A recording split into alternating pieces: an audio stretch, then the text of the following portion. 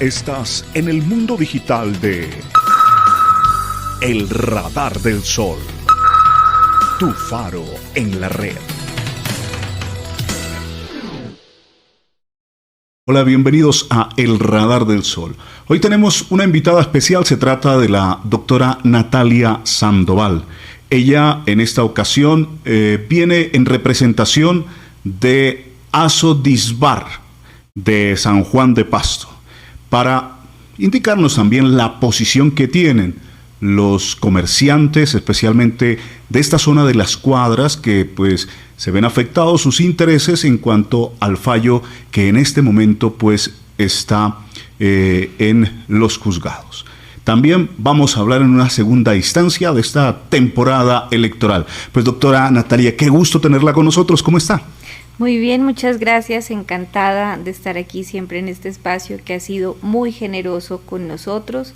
Y pues aquí a aclarar muchas cosas que se están difundiendo en cuanto al fallo que amparó unos derechos en cuanto a la acción popular, de la que escuchamos, me parece, en la emisión anterior. Perfecto. Pues doctora Natalia, ¿cuál es la posición desde pues sus representados frente a este fallo que de todas maneras pues tiene unos detalles que afecta, como decía al inicio, los intereses también de quienes han hecho pues de su trabajo un lugar en este espacio de la ciudad? Bueno, yo considero que el fallo es un fallo en derecho, no, digamos, se emitió por parte de la jueza algún tipo de orden en contra de los negocios, sino que la orden es directamente en contra de la alcaldía de Pasto. ¿Ya? Sí. Sin embargo, ha habido como una desinformación, incluso han salido publicaciones en redes sociales diciendo se cerrarán los bares del parque infantil y las cuadras, cosa que no es cierta. Es decir, en principio, la acción popular dentro de las pretensiones que señalaba, pues le pedía a la juez que ordenara el cierre de los negocios a través de una serie de conceptos que pues ya no están en la normatividad vigente y pedía el accionante o uno de los accionantes que se le retirara la licencia de funcionamiento, cosa que desde el año 1991 ya no se puede exigir en virtud precisamente de esta norma, en su artículo 333, que señala que las licencias de funcionamiento están prohibidas, ¿no? Es decir, el comerciante que debe hacer, cumplir una serie de requisitos que acreditan que funcionen legal y debida forma, ¿no? Sin embargo, hay que ver el contexto por el que estos accionantes pues llegan a tal nivel de desesperación que tienen que acudir a esta acción constitucional pues para lograr salvaguardar sus derechos, que nadie pues los está cuestionando, ¿no? Ese no es nuestro trabajo, pero sí, digamos que todo el trabajo que la alcaldía está haciendo por, digamos, presión de estas personas se haga conforme a la norma, ¿no? Ya. Entonces, yo creo que es importante hacer como una contextualización de lo que generó el POT del 2015, el Acuerdo 004, en nuestro municipio. Nosotros veníamos de un POT que era el Acuerdo 026 del 2009, supremamente proteccionista, muy cerrado al tema, porque establecía corredores de diversión que en el municipio no eran muchos. Creo que el más grande era la Avenida Panamericana. Y con unos puntos pues de prohibición, ¿no? Por ejemplo, los colegios, los centros de salud. Lo que se mantiene, digamos, hasta ahora con los 70 metros de distancia, ¿no? Ahorita hablamos de eso y le cuento qué es lo que pasa. Entonces, este POT, sin embargo, ese POT costó 7,000 millones de pesos. Y vino y lo proyecta una persona que hace mucho tiempo no vivía en Pasto, y digamos que desecha toda una construcción que venía con el POT anterior, que nos permitía ejercer un control, porque pues yo lo trabajé, yo fui inspectora de policía en esa época, y cuando nos toca la transición al Acuerdo 004, a nosotros se nos cayeron casi todos los procesos que estábamos llevando por uso de suelos. Entonces afectó la seguridad jurídica de muchos procesos que nosotros llevamos. Porque suponga usted, en enero teníamos listas más de 70 resoluciones para cerrar negocios por uso de suelos. Y llegó el acuerdo 004 del 2005, que ya lo empezamos a conocer en esa época, y nos dijeron no, ahí va a poder funcionar el negocio. Nosotros dijimos, no, pues vamos a poner en riesgo al municipio y se nos van a venir un poco de demandas, porque entonces hay una norma que dice que no, y de repente desaparecen las motivaciones y sale otra que dice que sí. Entonces, esta norma crea un concepto para el que yo creo que Pasto no estaba preparado, que es la mezcla de usos. O sea, antes teníamos una clasificación específica por sectores, residencial, hospitalario, comercial, industrial, que nunca lo hemos visto, pero había. Y ahora es el uso mixto, que se llama. Y ahora es el uso mixto, o sea, al punto que quienes nos expusieron a nosotros en las capacitaciones del POT, nos decían, si un prostíbulo funciona al lado de un colegio, no lo van a poder sacar. Compleja la situación. O sea, imagínese. ¿Quién aprobó eso? Eso se aprobó en la alcaldía de Harold Guerrero. Guerrero.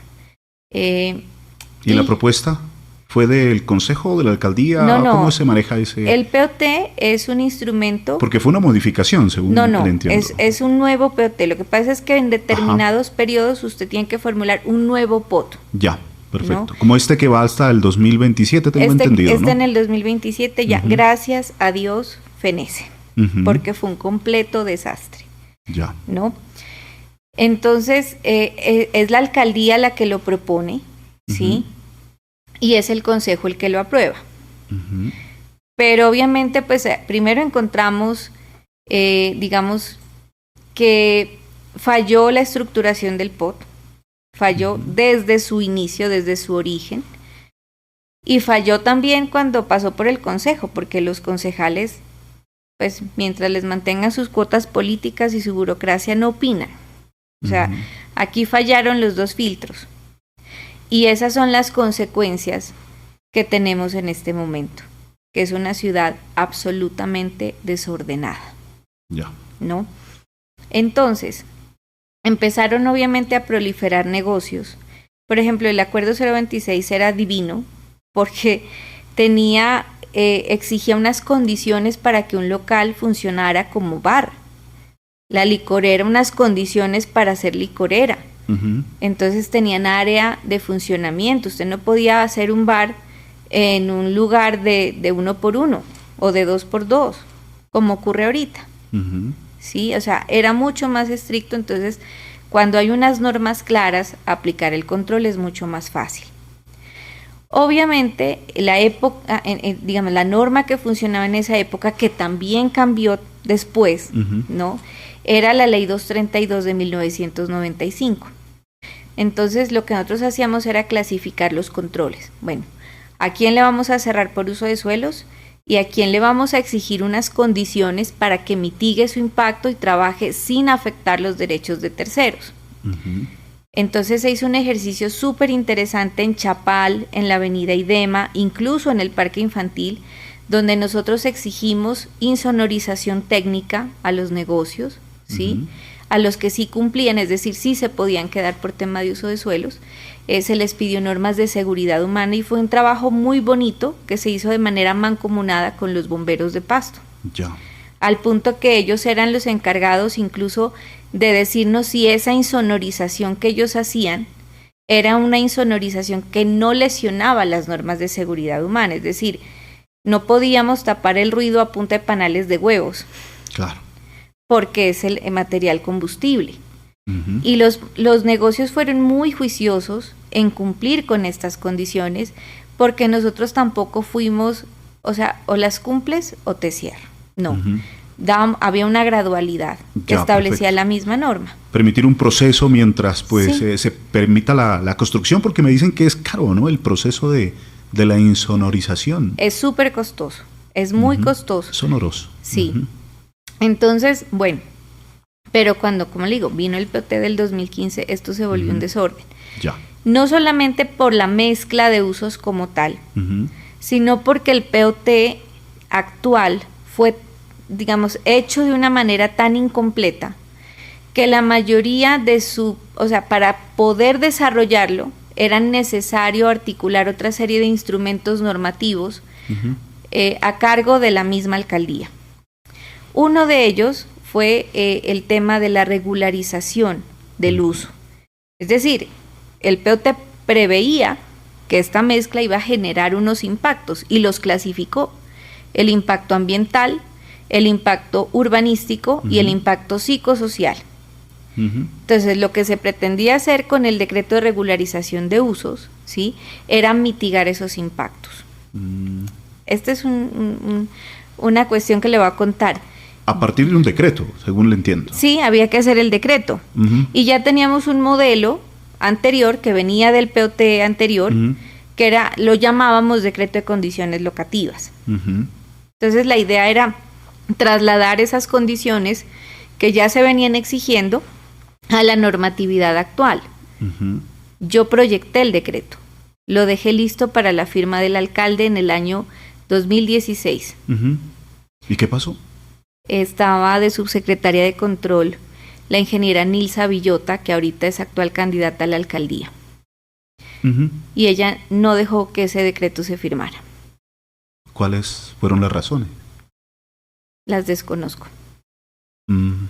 O sea, nosotros debemos tener memoria y exigir, por ejemplo, a personas como ella, que fueron tan irresponsables con la seguridad del municipio. O sea, mire las consecuencias de su decisión en su momento. ¿No? Es decir, tenía la oportunidad de poner en orden esta ciudad y darnos los instrumentos a las autoridades que en ese momento no teníamos con qué, y no le dio la gana. Tremendo. Entonces pensemos, pastuzos y pastuzas, que no solo es el discurso que prefabrican los candidatos para que parezcan santos mientras están en campaña, porque muchos no lo han sido. Y ahí complica la vida no solamente, digamos, de una institución, sino de varias, porque no pueden hacer cumplir, digamos, un respeto a la convivencia que se ve enfrentado con el derecho laboral que pues todos necesitamos. No solamente eso, mire, yo me pongo en los zapatos de la ciudadanía, es decir, tenemos unos vecinos que transitan por un lugar que se vuelve terrible por la noche, ¿no? Sí. Y tenemos estos negocios que hacen una inversión para abrir un negocio. O sea, el arriendo de un local no es barato. Ellos son, ojo, esto es importantísimo, ellos son los que a través de una actividad legal con la que pagan impuestos, porque estos negocios pagan industria y comercio, generan empleos directos e indirectos, pero sobre todo con la venta de licor, hacia muchos no les guste, pues se financia la salud del departamento. Sí. Esa es la gran controversia que hay, ¿no? Contradicción. La contradicción, lo antagónico, ¿no? Pero así es. Sí, eso es la verdad. ¿No? Así es.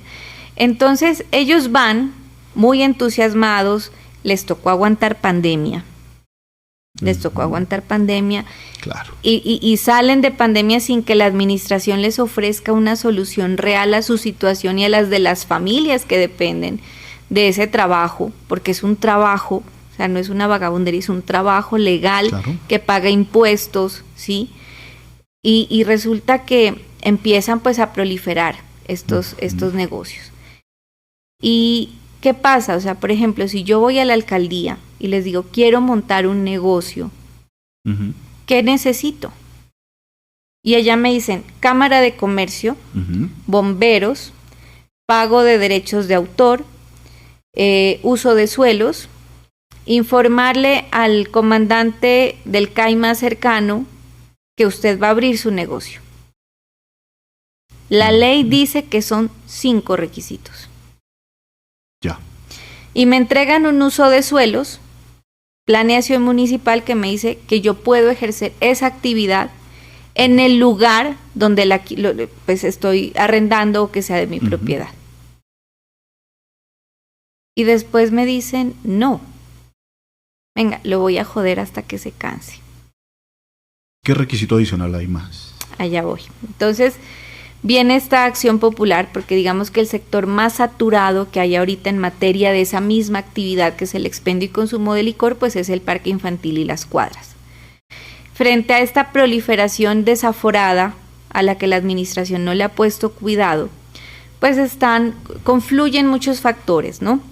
Uno es el tema de tránsito, es decir, el parqueo, el uso de vehículos para llegar hasta estos sitios, entonces se parquean en las calles. El tema de las ventas de licor artesanal o hervidos, pues como lo conocemos. Obviamente los negocios de comidas que también se van colocando y la falta de cultura ciudadana. Que pues yo no creo que un cliente vaya a un bar y salga a hacer sus necesidades afuera del bar, porque pues para eso está en el bar, pero quienes están consumiendo licor en la calle, por lo general acostumbran a utilizar las fachadas, puertas y jardines de las viviendas como orinales, cosa que debe ser terrible. Claro, demasiadamente incómodo para los vecinos. Pero eso no es responsabilidad de los dueños de los negocios, ¿no? Es responsabilidad de una serie de factores que confluyen sobre un sector que se desbordó. Entonces presentan esta acción popular, como le decía al inicio, la pretensión de los accionantes era que cerraran los bares. Ya. Esto que yo le cuento, yo se lo vine diciendo a la juez a lo largo del proceso de muchas maneras, incluso en los alegatos de conclusión. También le sugerí que en la época del POT del 026 del 2009 lo que se hizo fue declarar saturadas algunas zonas de la ciudad. Entonces, ¿qué pasó? Como ya se prohibió expedir usos de suelos allí, entonces empezó a migrar la actividad, que ahorita, por ejemplo, hay corredores muy buenos para la actividad económica, como es la del expendio y consumo de licor, que es La Pana, y La Pana está prácticamente desocupada, está vacía. Entonces empiezan a migrar a otros lados y se empieza a mitigar ese impacto tan grande. Bueno, y resulta que sale el fallo. Sale este fallo. Y entonces uno de los accionantes, yo lo he visto compartir por bastantes redes sociales, van a cerrar los bares. Bueno, los primeros aterrados fueron mis clientes. Yo soy la apoderada de la Asociación de Bares. Que en ningún momento dice eso el fallo. No, el fallo protege efectivamente los derechos colectivos porque considera que se han vulnerado y eso nadie lo puede desconocer, pero no por la actividad que ejercen mis clientes, sino por una omisión del municipio en cuanto a regulación, en cuanto a planificación y organización, que es diferente. Al cumplimiento de normas, tanto de establecimientos como del espacio público, digámoslo así. Totalmente, ¿no? Entonces, por ejemplo, le ordena al municipio de Pasto, dice que debe realizar un estudio técnico. Lo primero que le ordena es la realización de un estudio técnico, y esto también es para los que andan diciendo, van a modificar el... No, señores, ojo. Lo primero que ordena la juez es realizar un estudio técnico respecto al desarrollo de actividades comerciales que involucren el expendio y consumo de licor.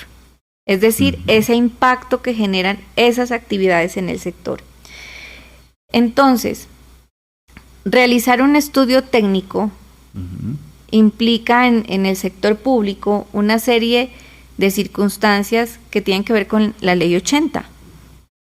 Es decir, yo tengo que desarrollar el proyecto, ¿sí?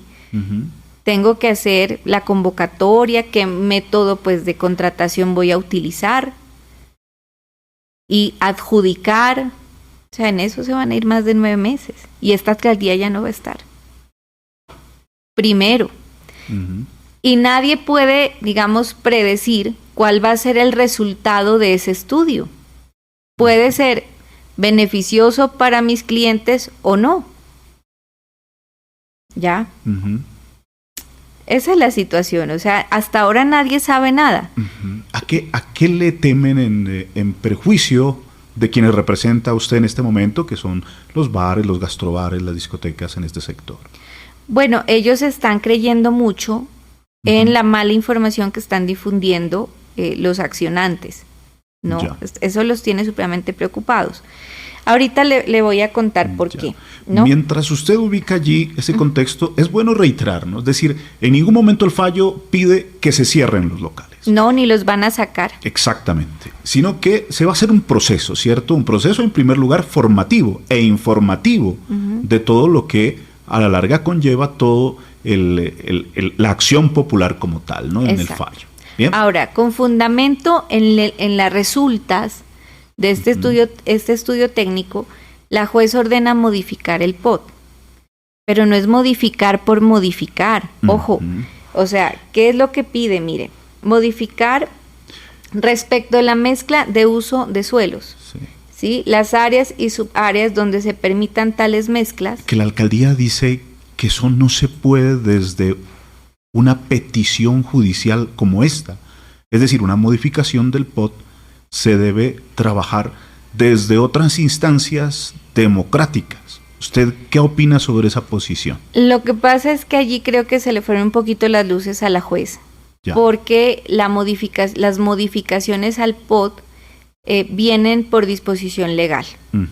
Y solo se puede hacer una vez, se puede modificar un plan de ordenamiento territorial dentro de su vigencia a través de algo que se llama revisión extraordinaria del POT. Ya.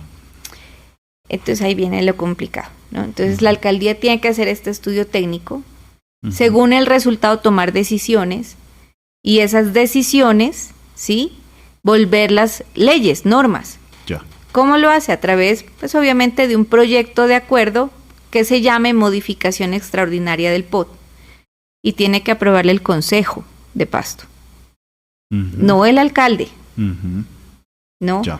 Pero lo que la juez desconoció es que ya hay una petición de revisión extraordinaria de una acción popular anterior. Incluso la alcaldía ahorita está en desacato por eso, donde tenía que incluir el mapa de riesgos por amenaza volcánica, ¿sí? Ya. Que todavía no se incluye. Entiendo. Ahora, supongamos que el imaginario de los accionantes es que al cambiar el POT, los dueños de los negocios que existen van a perder sus derechos. Es decir, que eso va a hacer que el uso que ahorita tienen se vuelve prohibido. Sí, claro, puede pasar, pero se vuelve prohibido desde la expedición de la norma en adelante.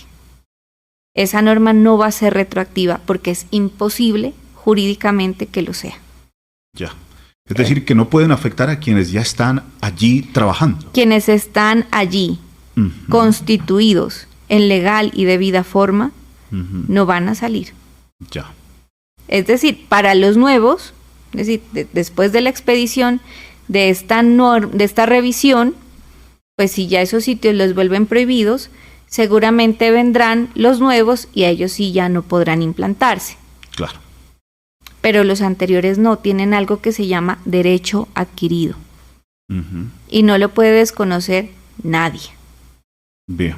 Es una muy buena claridad la que nos entrega usted en este momento, y especialmente a lo que se refiere a los negocios en este sector de las cuadras en San Juan de Pasto.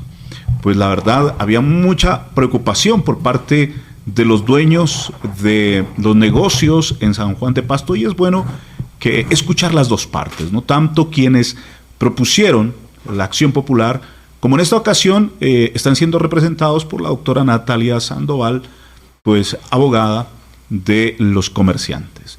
Mientras seguimos en este diálogo, no se olvide de suscribirse a nuestro canal de YouTube de El Radar del Sol, visitar nuestra página web elradardelsol.com, suscribirse y seguirnos en las diferentes redes sociales y plataformas de podcast. Entonces seguimos en este diálogo, doctora Natalia, en esta representación que usted está haciendo de los comerciantes. Y vale la pena aclarar estas situaciones. Sí, ahora para terminar, pues ya con el tema de lo que tiene que ver estrictamente con los bares, porque la acción popular abarca otros temas como las ventas ambulantes, es que la juez le pidió a la alcaldía iniciar o concluir en un término de 3 meses unos procesos o investigaciones policivas que se están adelantando. contra varios de los negocios que se han hecho pues por quejas de los accionantes. Ya.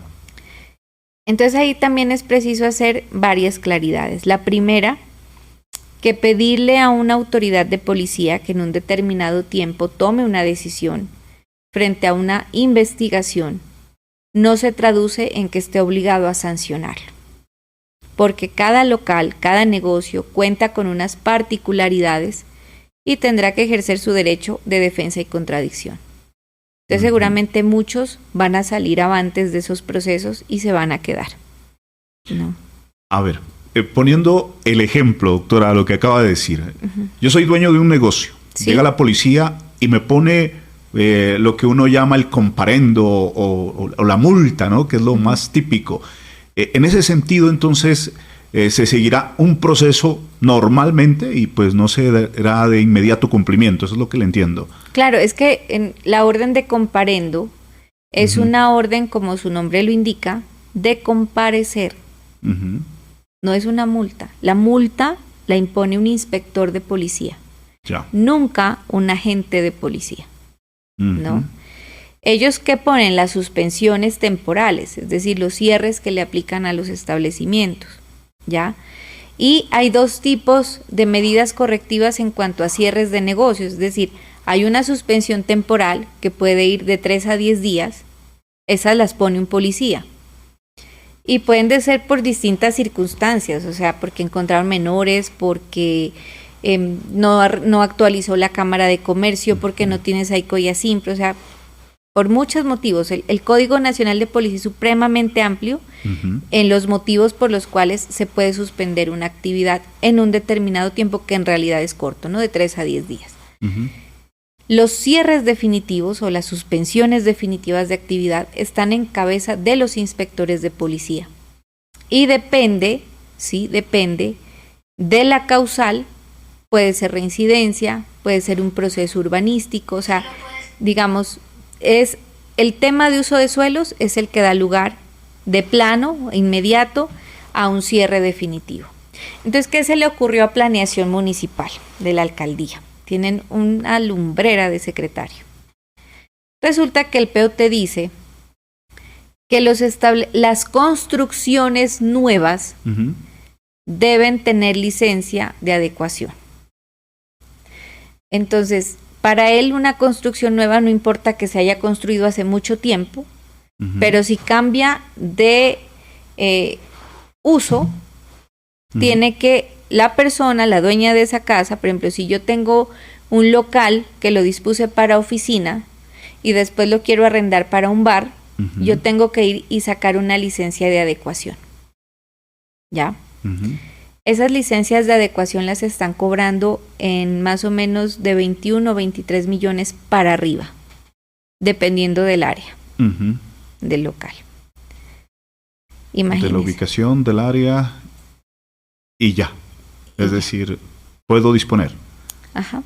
Pero ¿sabe qué es lo complicado? Por ejemplo, hay locales que han sido bares hace mucho tiempo. Y él pretende que una norma que salió de manera posterior a la implantación de esa actividad en un predio aplique con retroactividad. Pues no.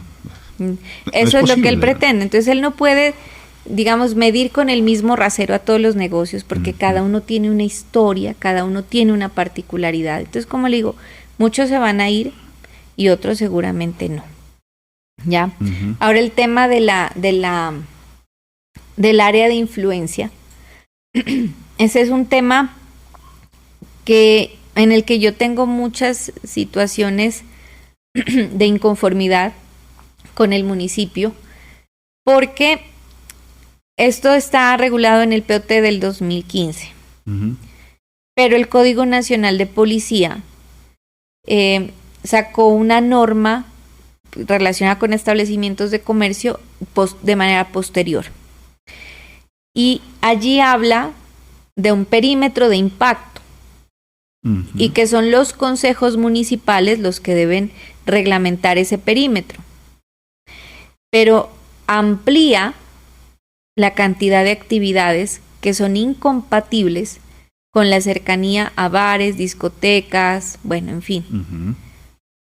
Resulta que prácticamente esa norma posterior de mayor jerarquía tendría que haber tumbado la norma municipal.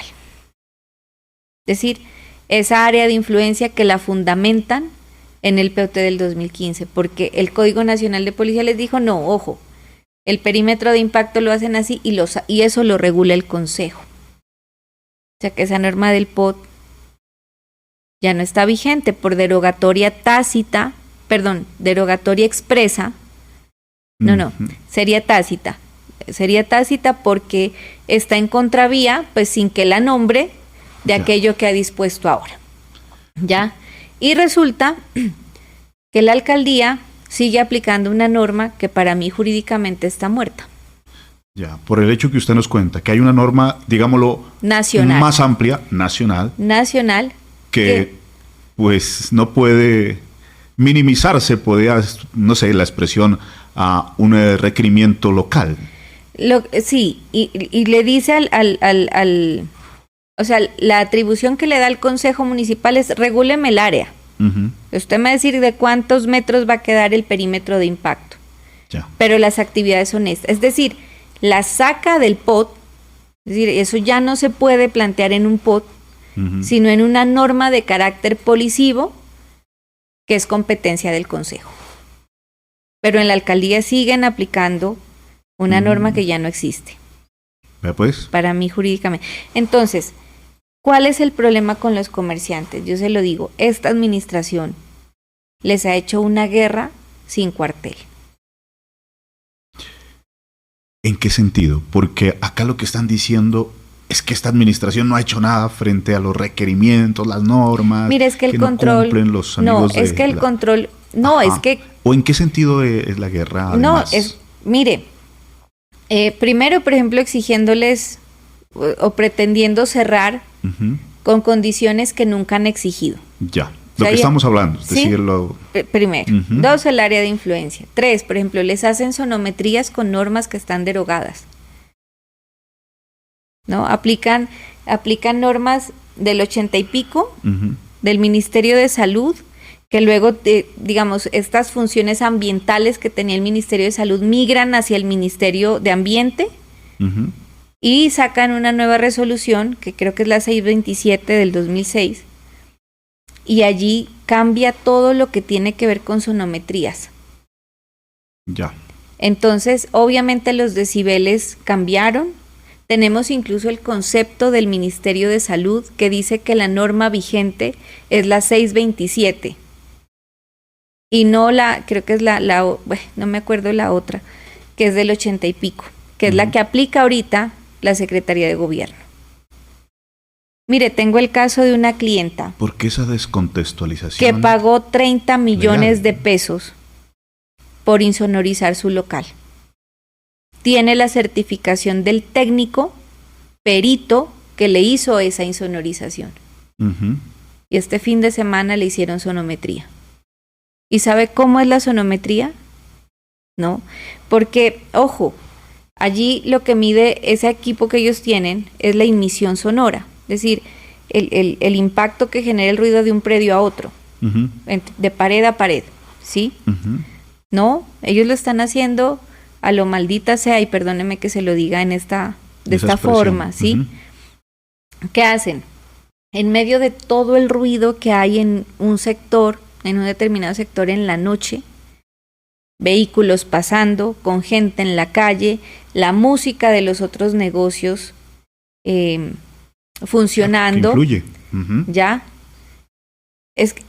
Ellos no pueden determinar esa variación de los factores que pueden afectar la medición. Entonces esa medición no es objetiva. Claro. Esa medición, obviamente es que hasta el viento le puede afectar a usted una medición. Interesante. Que es el ruido residual. Entonces, para que una sonometría tenga éxito, como la ley dice, lo que tiene que hacer el investigador es aislar y procurar que haya el menor ruido, digamos, de otras fuentes, para ser objetiva en la medición que yo estoy haciendo. Claro, es decir, que no se podría hacer esa medición durante o en horas nocturnas, por decir algo, cuando está todo el ambiente pues en la zona rosa, especialmente lo que se ha llamado pues con todo el ambiente y el ambiente sonoro, en este caso pues activo, ¿no? Y ahora imagínese la policía confiando en que estas personas están haciendo bien su trabajo, que lo que siguen son decisiones políticas y no objetivas o profesionales, ¿sí? ¿Qué es lo que hacen? Van y se embalan firmando comparendos. Tremendo. Claro, porque es que cuando uno ya demande por las ilegalidades que se están cometiendo, esos procesos de reparación directa o de nulidad y restablecimiento del derecho, también van a implicar a la Policía Nacional, que al final son los responsables de firmar esas órdenes y de sellar los negocios, con fundamento en decisiones políticas, antijurídicas, que la administración ha tomado. ¿Y quién más se ve implicado? Es decir, usted nos aclara que es la policía que debería, y entonces, la alcaldía, si se gana, claro. Y la alcaldía. Y la alcaldía. Entonces, yo les digo a los accionantes que están tan contentos, afirmando cosas que no son. Hay una confianza legítima frente a un comerciante que se instruyó con el mismo municipio para decirle si cumple o no cumple y si puede abrir en esas condiciones, para que después cada vez se inventen una cosa más para sacarlos. ¿Quién va a pagar esa plata? ¿Quién va a pagar esos errores? Pues nosotros con nuestros impuestos. Claro, pagando todos. ¿Por qué? Por la negligencia de una administración que nunca, desde hace 8 años, porque la Secretaría de Gobierno está en manos de los mismos conservadores del clan de los Enríquez Maya y han sido completamente ineptos para manejar la seguridad del municipio. Bien, ella es la doctora Natalia Sandoval. Nos ha entregado claridades frente al proceso del fallo en el sector de Las Cuadras. Vamos a cerrar este diálogo en este momento para luego abrir otro espacio, especialmente para hablar del tema político. Pues doctora Natalia, cerrando este tema, ¿algo más que agregar? No, pues agradecerle a usted que me permita, digamos, difundir estas verdades, ¿no? Y pedirle sí a los señores accionantes que dejemos de desprestigiar a unos comerciantes que son tan víctimas como ustedes, ¿no? De un mal proceder del municipio. Entonces, yo creo que la idea no es que se ataquen unos ciudadanos con otros. Yo creo que hay dos derechos aquí que tienen igual importancia, ¿sí? Y que, pues, no sé, yo creo que generarles esa mala imagen a los negocios, pues no es un tema, digamos, de objetividad, ¿no? No es un tema de objetividad. Y pues si el señor o las personas no son abogadas, pues les sugeriría que se asesoren para que les expliquen bien qué es lo que realmente ocurrió con este fallo proferido por el Juzgado Noveno Administrativo. Bueno, muchas gracias. A ustedes, amigos, los invitamos a seguir en nuestro canal de YouTube, suscribirse, activar la campanita, seguirnos a través de nuestra página web elradardelsol.com y de nuestras redes sociales. De igual manera, escucharnos en nuestros podcasts. Un abrazo y muchas bendiciones.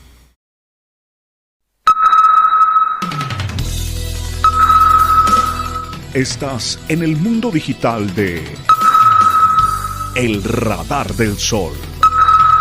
Tu faro en la red.